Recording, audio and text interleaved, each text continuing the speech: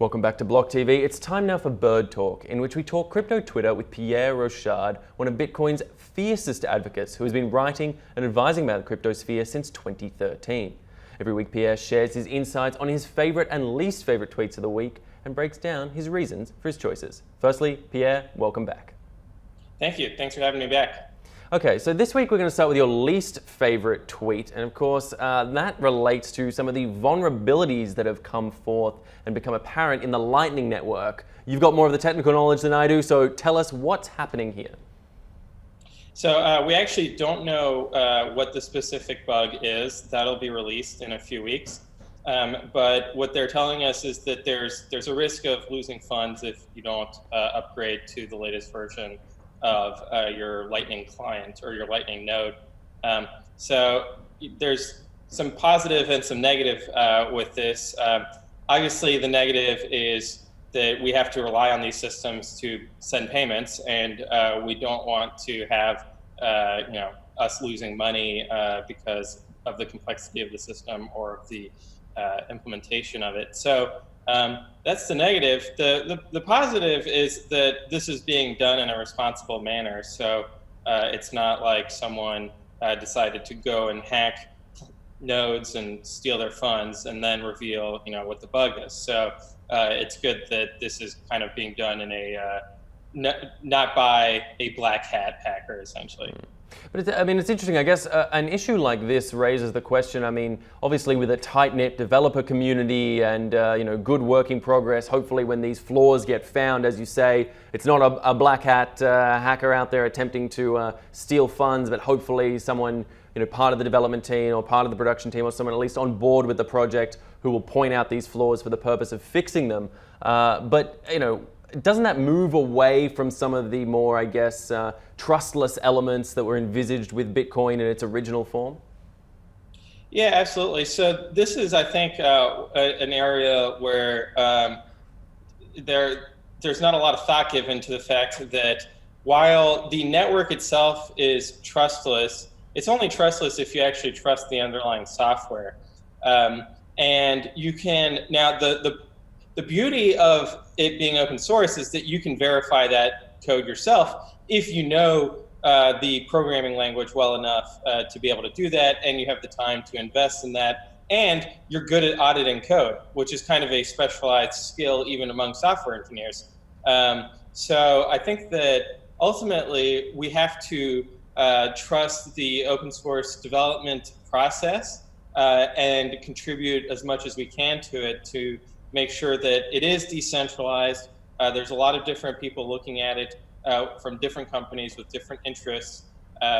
But it is definitely something that's not discussed enough. And we also see very few companies actually investing in the open source ecosystem that they're benefiting from so greatly and trusting so much. So hopefully that'll change. We saw Square Crypto from Jack Dorsey is contributing to the open source ecosystem. So there are other Bitcoin companies and crypto companies that are doing the same. So yeah, I think that the open source nature of it, it's also a huge strength, right? Which is that Bitcoin and Lightning are evolving much more quickly than the fiat payment systems.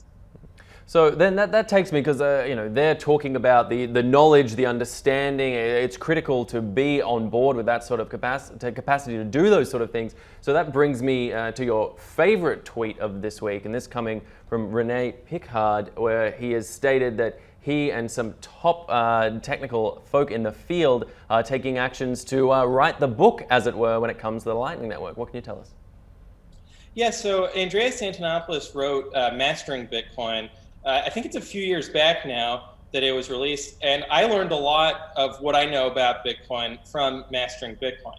So hearing that Andreas Antonopoulos is teaming up with two of the leading Lightning protocol experts, Rene Pickard and Roastbeef Lalu from Lightning Labs, I think it's going to be a fantastic book, and it's really going to allow the next generation of Lightning developers to get up to speed very quickly.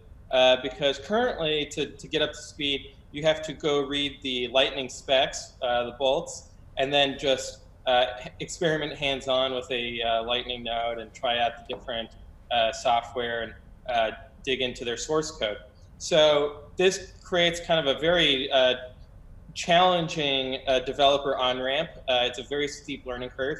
Having a book helps smooth out the learning curve, and I think that it's a huge positive that this is going to happen. But Pierre, I suppose I want to ask, playing devil's advocate here, if we're having to write the book in understanding how the Lightning Network works, and it's obviously still not even sort of stagnant and complete, still very much an in-development project, does that not run the risk, and you sort of implied it before, that whether the software, new software works or not, of diluting, I guess, what a person such as yourself would call the purity of the Bitcoin network with this new code that's being put on top that potentially has flaws, potentially has issues? When you've got the Bitcoin network there, despite its limitations, it also has its own strengths inbuilt. What's your sort of take on all this? Yes, I think that people who want the assurances and the familiarity of the Bitcoin network can continue to use layer one on-chain transactions that are, like they've been using for 10 years now. But I think that it's becoming clear that there are significant advantages to opening Lightning channels and to having liquidity on the Lightning network, where it's not so much that you're locking up Bitcoin, is that you actually unlock them by putting them on layer two. And there are trade-offs. So that, we talked about the added complexity, the possibility of bugs. But there are huge advantages too of being able to arbitrage between high on-chain fees and low on-chain fees, as well as the added privacy benefits and the instantaneous and low routing fee relative to on-chain transactions.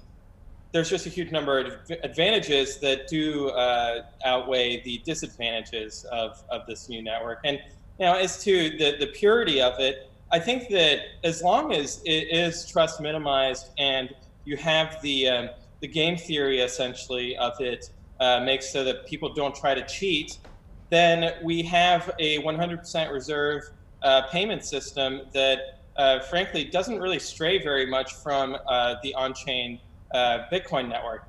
It's important to remember that a Lightning channel ultimately is opened by an on-chain transaction and then is updated by changing a valid Bitcoin transaction off-chain. So voiding and then creating a new Bitcoin transaction, that's what updates a Lightning channel. And so in any case, you're actually using real Bitcoin transactions that you can broadcast to the chain and fall back to the on-chain Bitcoin network, which we're all very familiar with.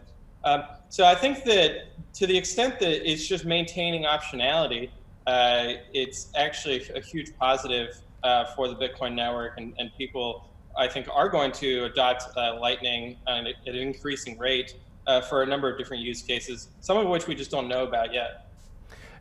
Issues like the vulnerability that's sort of just been discovered there in the Lightning Network, do you think that there is any risk of the Lightning Network itself, even in its current form or in its entirety, any risk of it falling apart in any way, shape or form? Or do you think that it's an inevitability and it's just a matter of getting through the teething issues when it comes to the network?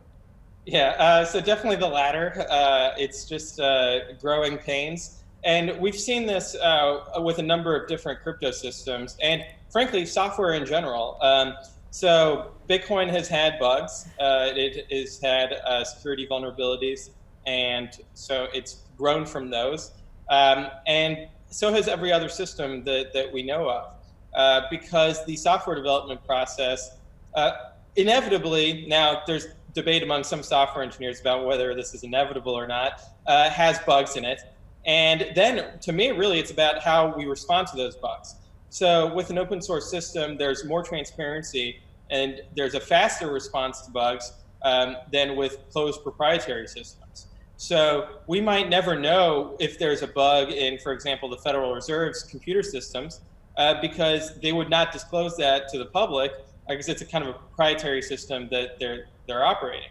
Now, Bitcoin, you don't have that. You don't have the privilege of information of being able to hide things so easily. Now, the open source code is all public, but as we discussed, there are unfortunately too few eyes on it. Now, hopefully we have enough eyes on it that it's going to continue to stay solid. But I don't think that there's an inherent risk with Lightning of the network falling apart. Ultimately, it is grounded on the Bitcoin network. And so if the Lightning network were to go away tomorrow for whatever reason, everyone would still be able to recover their funds by using the Bitcoin transactions that they have locally on their computer and broadcasting those on the Bitcoin network. So I don't think that there's a risk with the Lightning network itself being a problem.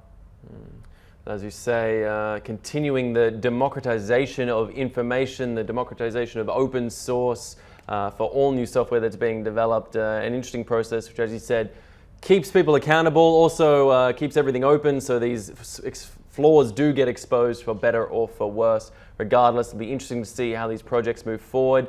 Pierre Rochard, I want to thank you so much for joining us for this week's Bird Talk. I look forward to discussing again next week to see what's your favorite and least favorite tweet. But in the meantime, stay with us at blocktv.com for all the latest in news and information. I'm Asher Westrop Evans. Thanks for watching.